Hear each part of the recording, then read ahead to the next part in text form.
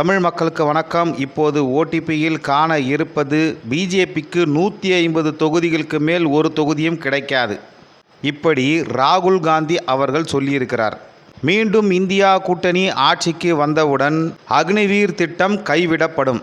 2 வகையான தியாகிகள் நாட்டுக்கு தேவையில்லை. விவசாயிகளின் கடன்கள் அனைத்தும் ரத்து செய்யப்படும். விளை பொருட்களுக்கான குறைந்தபட்ச ஆதரவு விலை நிர்ணயிக்கப்படும். ஆஷா மற்றும் அங்கன்வாடி மைய ஊழியர்களுக்கான சம்பளம் இரட்டிப்பாக்கப்படும். வரி விகிதங்கள் மிகவும் குறைக்கப்படும். ஜிஎஸ்டிக்கு மாற்றாக வேறு முறை கொண்டு வரப்படும். இப்படி பேசிய ராகுலுக்கு மக்கள் எப்படி பதிலடி கொடுக்குறாங்கன்னா, பிஜேபி 150 சீட்டுக்கு மேலே வராதுன்னு சொல்கிறீங்க, உங்கள் கட்சி 50 சீட்டுக்கு மேலே வராது, எப்படி பார்த்தாலும் பிஜேபி உங்களோட 3 மடங்கு அதிகம்தான் அப்படின்னு கலாய்க்கிறார்கள். மேலும் பிஜேபியுடைய மிகப்பெரிய வெற்றிக்கு பின்னாடி இருப்பதே ராகுல் காந்தியின் தீவிர பிரச்சாரம்தான் என்றும் சொல்லுகிறார்கள். இரண்டாவது விஷயம் என்னன்னா, தூர்தர்ஷன் நியூஸ் சேனலுடைய லோகோ கலரை சிவப்பிலிருந்து ஆரஞ்சுக்கு மாற்றிட்டாங்க. அதாவது காவி நிறத்துக்கு. இதை பார்த்த எதிர்க்கட்சி தலைவர்கள் சும்மா இருப்பாங்களா? பொங்கி எழுந்துட்டாங்க. நம்முடைய முதல்வர் மு.க. ஸ்டாலின் அவர்கள் எக்ஸ் பக்கத்தில் ஒரு பதிவு போட்டிருக்கார். உலக பொதுமறை தந்த திருவள்ளுவருக்கு காவி சாயத்தை பூசிட்டீங்க, தமிழகத்தின் மரியாதைக்குரிய பல தலைவர்கள் மீது காவி சாயத்தை ஊற்றி அசிங்கப்படுத்திட்டீங்க, அகில இந்திய வானொலி என்ற பேரை ஆகாசவாணின்னு சமஸ்கிருதமாக மாற்றிட்டீங்க, இப்போ தூர்தர்ஷன் லோகோ மேலேயும் காவி சாயத்தை அடித்து விட்டீர்கள். நாங்கள் ஏற்கனவே தேர்தல் பரப்புரையின் போது சொன்ன மாதிரி அனைத்தையும் காவிமயமாக்கும் பாரதிய ஜனதா கட்சியின் முன்னோட்டம்தான் இது. இந்த ஒற்றைவாத பாசிசத்துக்கு எதிராக மக்கள் பொங்கியெழுந்து விட்டார்கள் என்பதை 2024 தேர்தல் முடிவுகளில் நீங்கள் தெரிந்து கொள்வீர்கள்.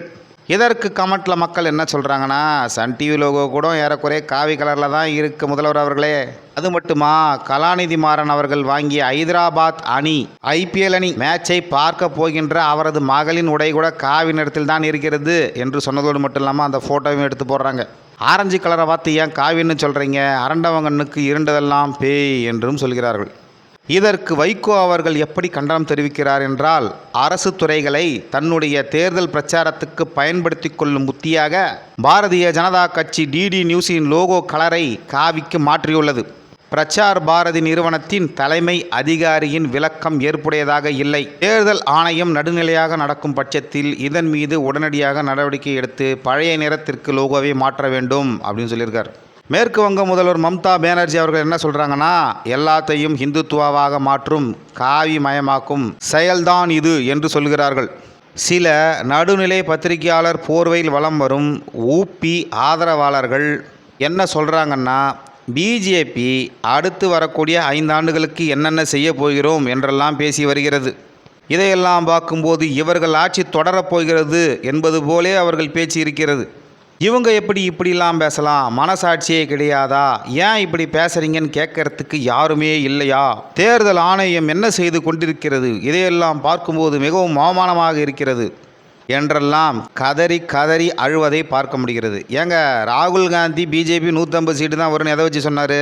பல பேர் இந்த முறை இந்தியா கூட்டணி தான் வெல்லும், ராகுல் தான் பிரதமர் ஆவார் என்று ஆதாரமே இல்லாமல் உளறுகிறார்களே, அதை பற்றி உங்களுக்கு கருத்து என்ன?